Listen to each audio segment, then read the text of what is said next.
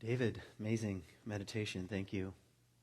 Kyle, new favorite and only favorite song about St. Paul. So, yeah, and speaking of karaoke, I once went to a bar in Florida with my brother-in-law. It was an English pub, which was great. They had Boddingtons on tap, which is kind of unusual. And it turned out it was karaoke night. And I was like, man, this is a really good karaoke night. And all of a sudden we realized the entire cast of The Lion King at Disney World was there. So I decided to sing Love Shack by the B-52s. Yeah, and was joined in chorus with the entire cast, and so I can die now in peace.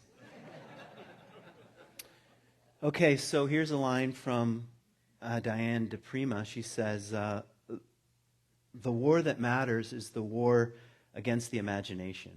The war that matters is the war against the imagination. All other wars are subsumed in it. So the war that matters is the war against imagination, and all other wars are subsumed in it. The ultimate famine is the starvation of the imagination. That's what I want to try to talk about today.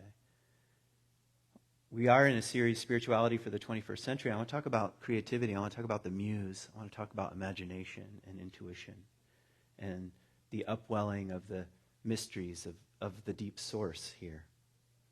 And imagination, I'd like to say creativity, intuition, even romance. And I don't mean necessarily romance with another person, but that's fine.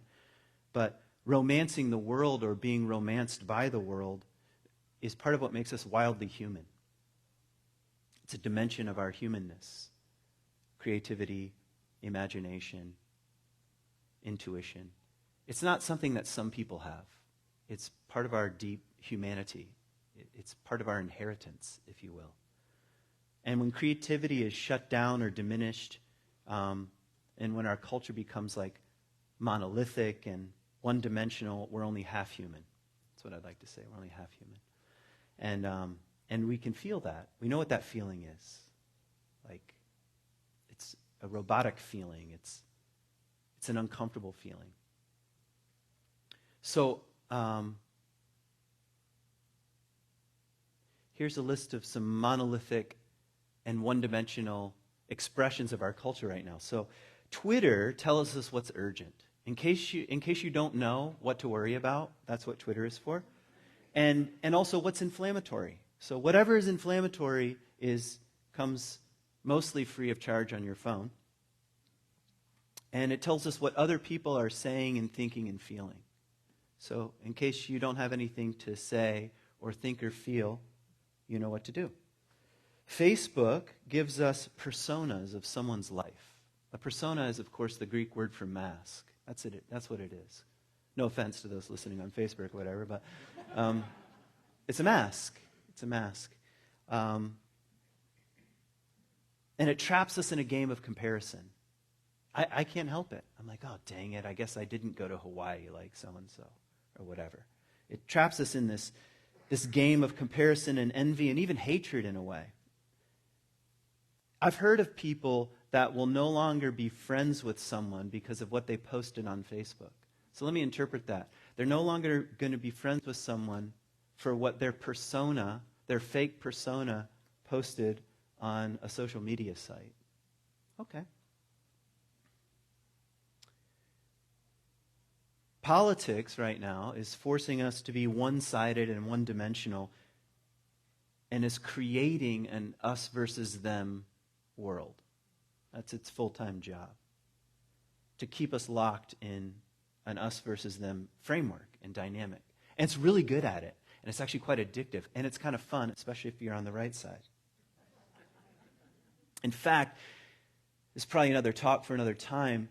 The Holy Trinity in our culture right now is the victim, perpetrator, hero trinity.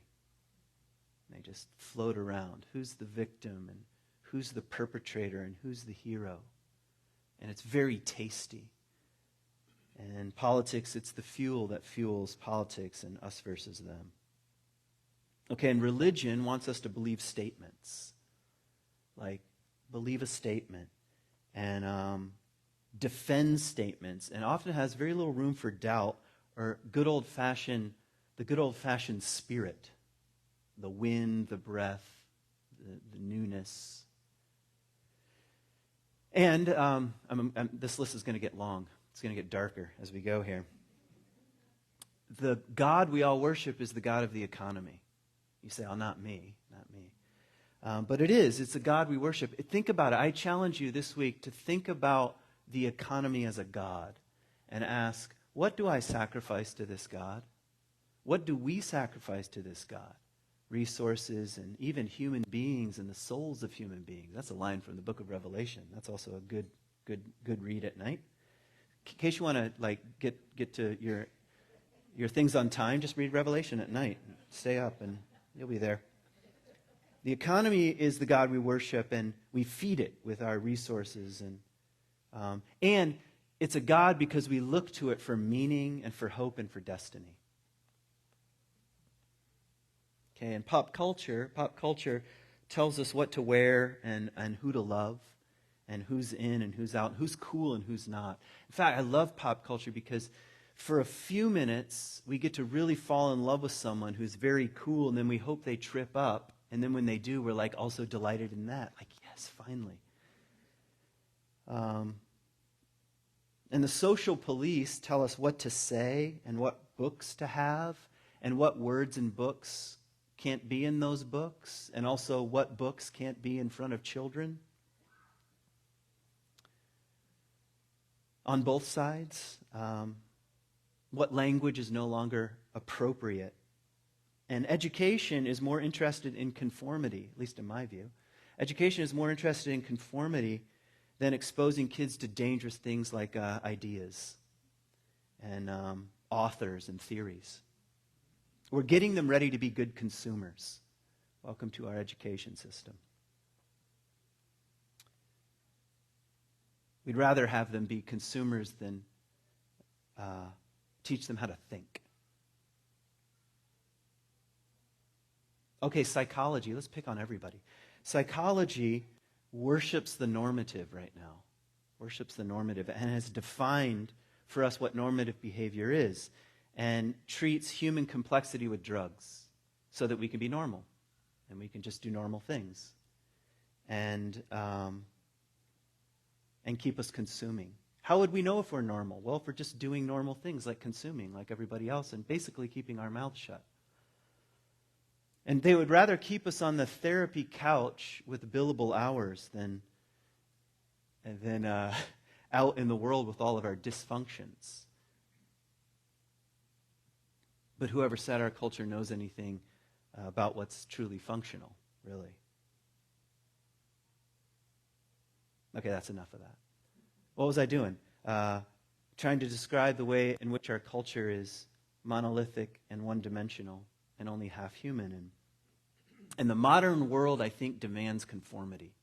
Conform, damn it. Conform. Conform to the group norm. And actually, right now, you get to choose your group. Great. Conform to that group norm. And to the words and the clothes and the signs and the outfits. And meanwhile, the imagination is killed off. Because the only war that matters is the war against imagination. Meanwhile, the imagination is killed off. Meanwhile, the creative upwelling of the soul is capped off. Meanwhile, human intuition is outsourced to corporations and brand loyalty. Look how creative I am. Look at what brand I'm wearing. There are shoes that I won't be caught dead wearing. How sad. I can't think of anything more sad. You're looking down. Is it those shoes? Or I wouldn't be caught dead in those shoes.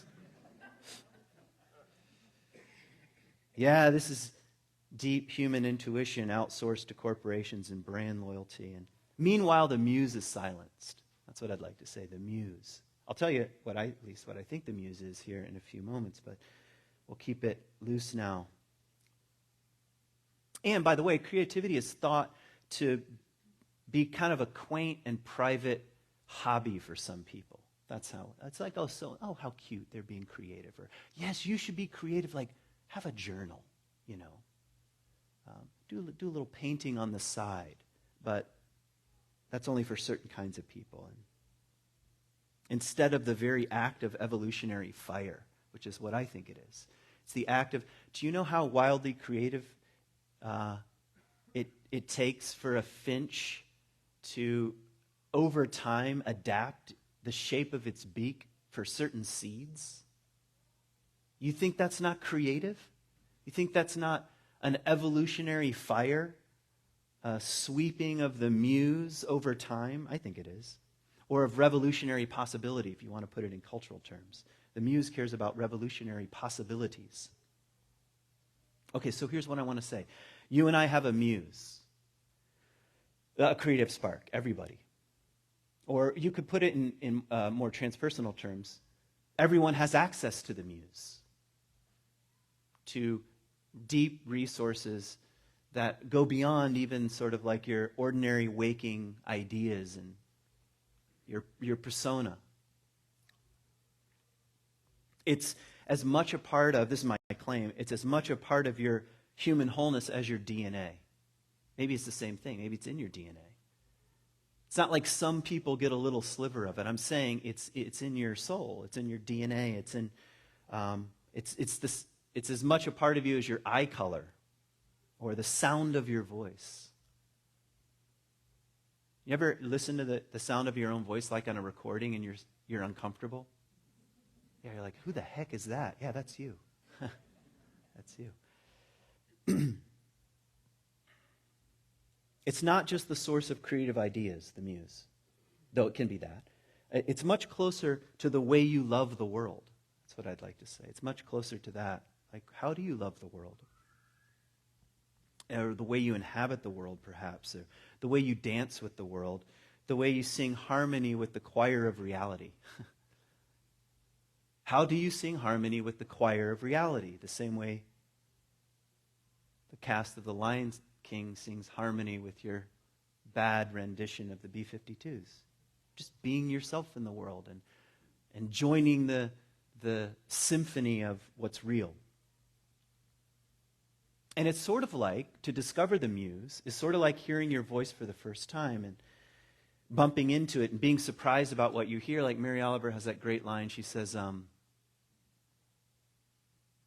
slowly the stars begin to burn through the sheets of clouds, and you hear a voice. Slowly the stars begin to burn through the sheets of clouds, and you hear a voice that you slowly recognize as your own. Yeah, there it is. That the voice that you slowly recognize as your own. Not the voice of mainstream culture that tells you this is how you're supposed to think, this is what you're supposed to think, this is what you're supposed to say, this is what you're supposed to wear, this is what you're supposed to value. The voice that you slowly recognize as your own, it comes from a deep place, and it's closer to your own muse here. Where did that come from? We could ask and be unable to answer, I suppose. So why am I talking about this now? Well, I want to remind you of something. Spirituality in the 21st century, so I'm talking about inspiration, inspirited. That's what inspiration means, to have the breath, the mystery moving through you, to be inspired. You know the feeling of being inspired. It doesn't have to be like, you painted the Sistine Chapel, even though he got paid for that.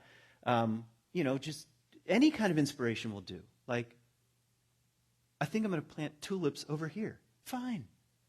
Where did that come from? So anyway, to be filled with the Spirit, the wind, the breath, God, if you will, this is the opposite of being filled with ideology. Or with repeating the status quo or sounding like everybody in your group. You know how easy that is? You know how easy it is to sound like everybody in your group? You just sound like everybody in your group. And people are like, yeah, right on, man, right on. We hear you. We hear you. And I'd like to suggest that a spiritual life for the 21st century fundamentally requires some creativity. A relationship with creativity, like a courtship with creativity. And what else would it be? In other words, court the muse and romance the world and be romanced by the world, something like that. So now it's time for the poem here. All right, let's check out William Stafford. I love William Stafford. I probably read this poem here before, but why not read it again? When I met my muse, I glanced at her and took off my glasses. I glanced at her and took my glasses off. They were still singing. They buzzed like a locust on the coffee table and then ceased.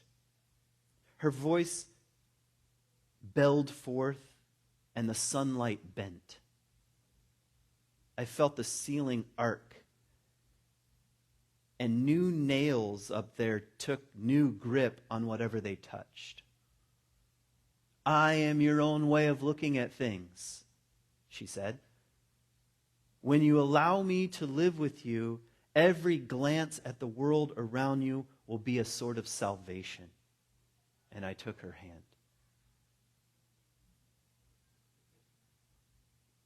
He says the muse is your own way of looking at things. And it comes to you like a surprise. And even the nails in your ceiling take new grip. And she wants something. She wants to hold your hand. And you want to hold her hand. And every glance at the world around you is a sort of salvation. Yeah, that's possible for you. For anybody. It's not just for, little old Billy Stafford here, the poet. Anybody. You have your own way of looking at things. Guess what kinds of things cloud your own way of looking at things? Oh, here's a list. Facebook, Twitter, politics, religion, the economy, pop culture, social police, education, psychology, and you can probably add to the list. It's not like those things are bad, but they can derail us from this kind of conversation that I think William Stafford is dancing with here. So the muse is your own creative spark, and it's a shy and wild animal, at least from my experience. Your own way of seeing things is actually a shy and kind of wild animal. And it doesn't know anything about corporate slogans or Twitter rants or presidential put-downs.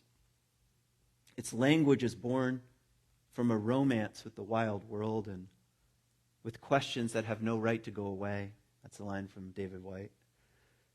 Its native terrain is the unknown and not the known. The native terrain of the muse is the unknown, not the known. What else would you need creativity for? If it's all known material, that's the stuff that's already known. How many of you think that there are problems right now in the world that seem like intractable? Is that the right word? Impossible to solve right now. Any problems that seem at least very difficult to solve. Guess what we don't need? More of the same. That's how we got into the mess. So the terrain of the muse is the unknown, really, not the known. So it's like you have to dance a bit with the unknown. You have to blur category lines.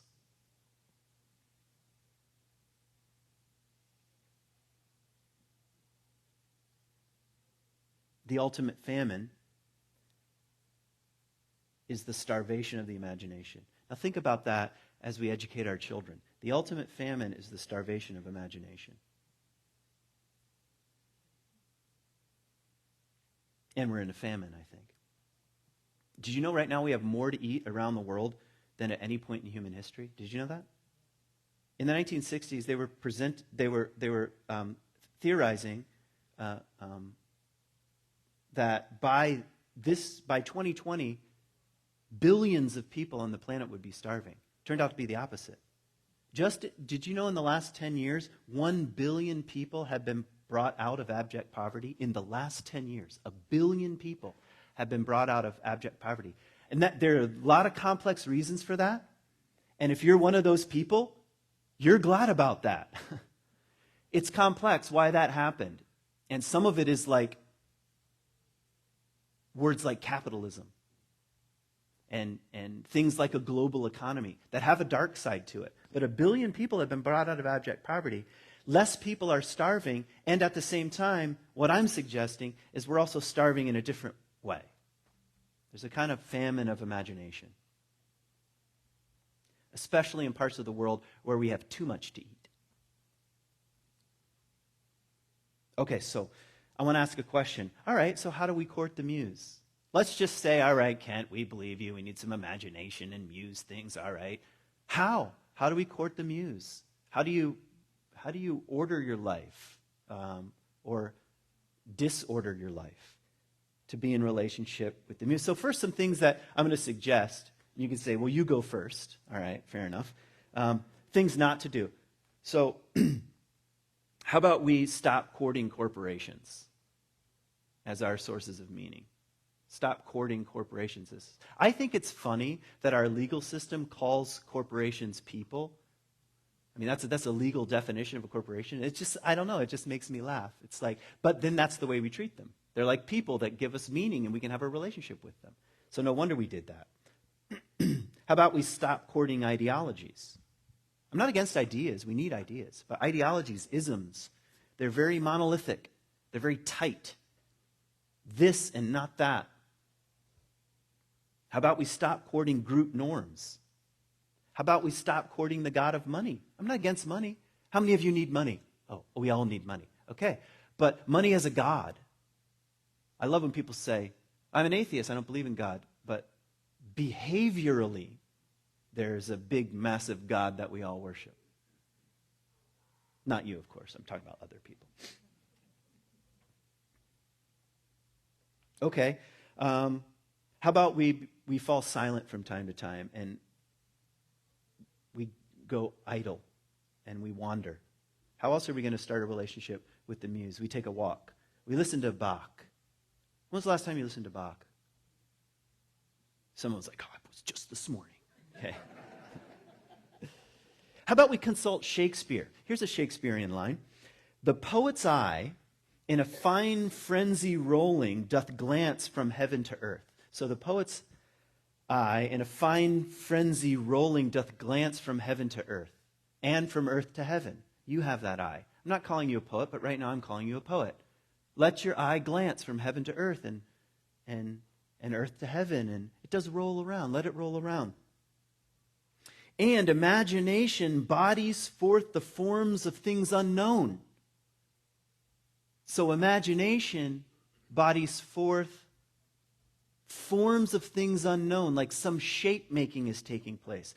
The poet's pen turns them into shape and gives to airy nothing a local habitation and a name. I'll read it again because Shakespeare is not very, Twitter worthy here.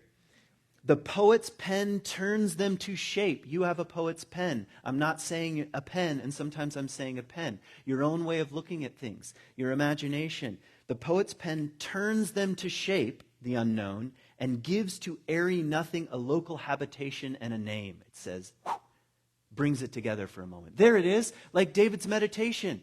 The airy nothing took shape for a second. All these little musings and wonderings and inspirations from spring, and just grabbed it for a second and said, this is my own way of looking at things, and gives it a local habitation and a name. Such tricks hath strong imagination. And you have such strong imagination. You do. So I'm saying that you need to be a poet. That's what I'm saying. I'm not saying your actual words are going to, the Library of Congress is going to call next week and say, please, give us a copy. But I'm saying you need to be a poet, and you can be a poet. And all that would mean to be from glance from heaven to earth and from earth to heaven, and to pay attention. Like Mary Oliver says, I do not know exactly what a prayer is, but I do know how to pay attention. Right? And she's not talking about following someone on Twitter. All right? I don't know why I'm picking on Twitter, but I guess I'm picking on Twitter. So give your own way of seeing things a chance is what I'm saying. And imagine. What if our primary question was, what's possible here? Now think about that. What if our primary question was, what's possible? Next time you had a conversation, what if your primary question was, what is possible here? Not, I know what this is, or now it's my turn to have a say. What's possible in the field between the next conversation you have? What if the next time you heard some dilemma or issue or question or major, challenge that involves the future of humanity or the planet for that matter, and your main question was, what's possible here? What's possible? See, that would be courting the Muse. That's what I'm saying. That would be courting the Muse. What would you say, Muse? What's possible? Instead of what is. So Hesiod, the Greek poet, said there are 9 muses. I'm going to tell you all 9 because they're fun, but in a second. So he says there are 9 muses, and they're born from the underworld of memory. I love this idea. I've said it here before. It's so great. So in the underworld, there is an ongoing, flowing, never-ceasing river of memory. And when you dip into it, you're dipping into inspiration. And it ushers forth 9 different expressions, maybe more by now, because Hesiod was 7th century BC. That was a while ago, all right? So maybe the underworld river of memory's kicking out a few new muses. I don't know. But out of memory, think about that word to remember. It's actually to court the truth, really. This flowing truth in the underworld that inspires the muses and newness and creativity. And it's flowing in your body, in your evolutionary body, and in your psyche, and in your mind, and in your heart, to sound poetic. It's there. And sometimes you have it, an act of inspiration. Like you fall in love and you say the right thing at the right time. Who would have thought that? Whatever. It's there. It's flowing. So I wonder what it would be like to be inspired and fed by such a river. And every great artist, by the way, will tell you, if you ask them, where'd that song come from? What do they say most of the time? I don't know. You know why? Because they don't know. Because it came from the river of memory. Who knows? It's not even mine. I don't know where it came from.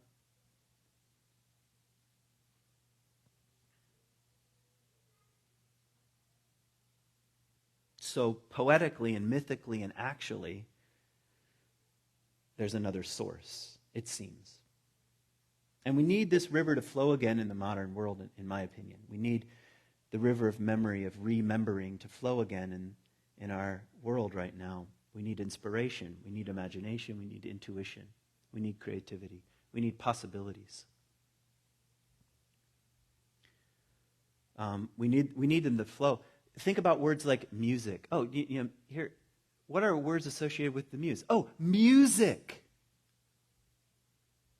Or amusement. I'd like to go to an amusement park, like the one in Grand Haven every summer, and be amused, to be inspirited, to act and look like a clown. Why not? Do it. Or you could sit at home and be like, yeah, those suckers. Your choice. Oh, how about another one? A museum. You know what a museum means? The place where the muse is worshipped. Okay? So the 9 muses, you want to know what they are? Okay, poetry, there's one. History. Who ever thought? Thankfully, I have a master's degree in history. I'm very inspired. Poetry, history, music, astronomy. In case you think this is about writing poems and painting watercolors, this is about science. There was no science is over here and it's not artistic and it doesn't come from the muse, and the poetry and beautiful things. No, same world. It all comes from the river of memory. Science. Being a scientist, you think that's not a wildly creative enterprise? I can't even understand the basics of physics. Really? Okay. Someone afterwards will be like, I'll explain the basics of physics to you. Here's another one, love poetry. There's a distinction between poetry and love poetry. And how about comedy and tragedy and dance and hymns or sacred songs? Those are the 9 muses. And they beat in your very blood. And you recognize them from time to time. Not that you're always producing them, but you bump into them in other people, in other places. There they are.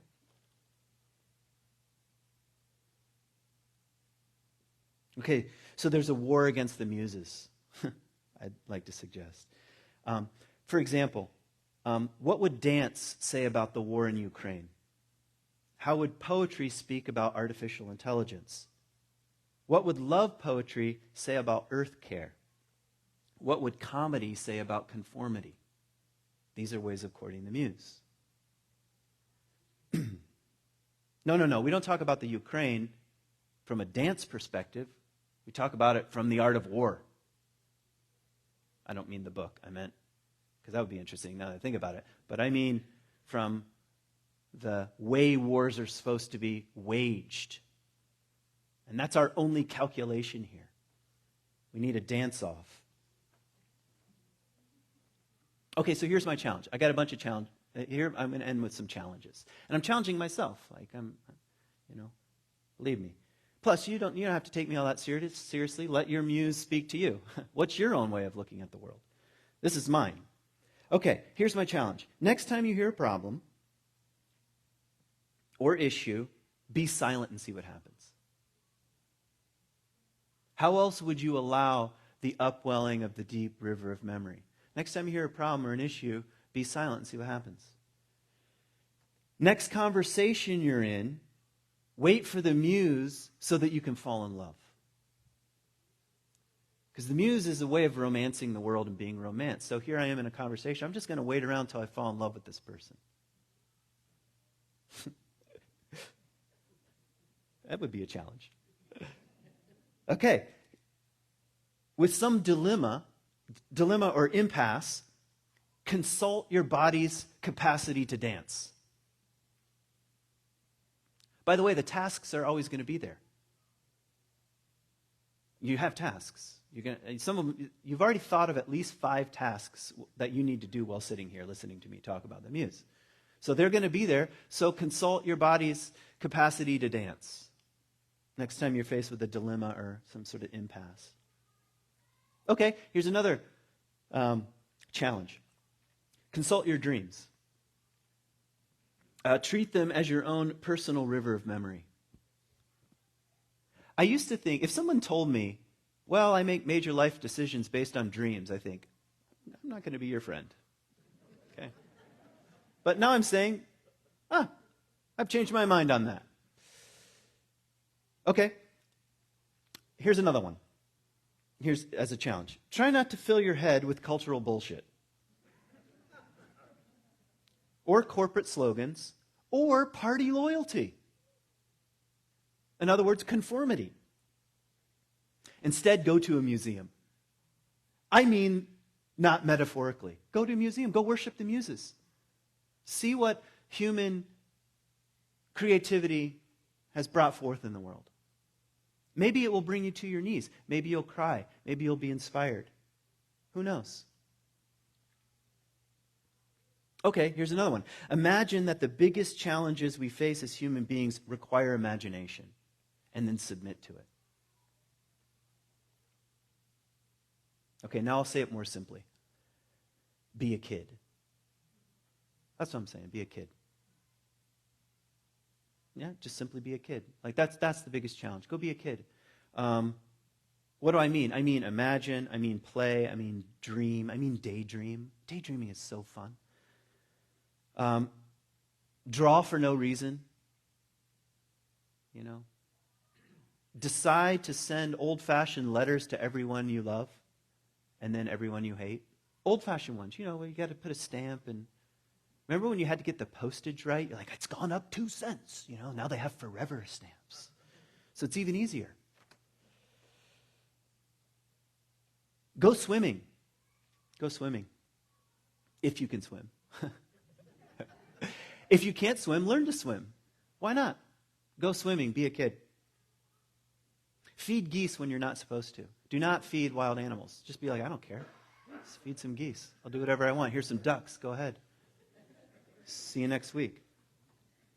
Go listen to frogs. Right now is the time to go listen to frogs. You should go listen to the symphony of frogs right now.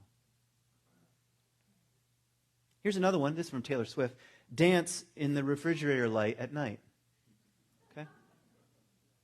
Yeah, I love Taylor. Pet a dog. Just pet someone else's dog. You're like, can I pet your dog? Actually, take one of those what do you call it? Like helper dogs, they have a name. Service dog says, do not pet. Say, hey, can I pet your dog? And then if you say, no, you can't pet a service dog, say, please. And then just start petting it. Just see what happens. It's not going to bite you. It's a service dog. There's no way it's going to bite you. That's what you should do. Here's another one. Read about string theory while eating string cheese. Just do it. You don't know what's going to happen. Honestly, you have no idea. Watch comedians you hate, particularly ones that you're like, I really don't like that comedian. And then just watch everything they do. Just see what happens. Let yourself dance with the muse of comedy. Pick wildflowers. Then pick your neighbor's flowers at night. Just a few. I'm serious. I dare you. See what would happen to you. You would feel so alive. Go out there in the moonlight and pick your neighbor's flowers. And put them in a vase and put them on your dining room table.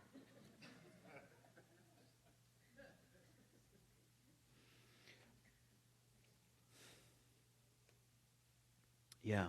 Let yourself love the world again. That's what's at stake. Let yourself love the world again, and the muse will greet you. The future depends upon it. Thanks.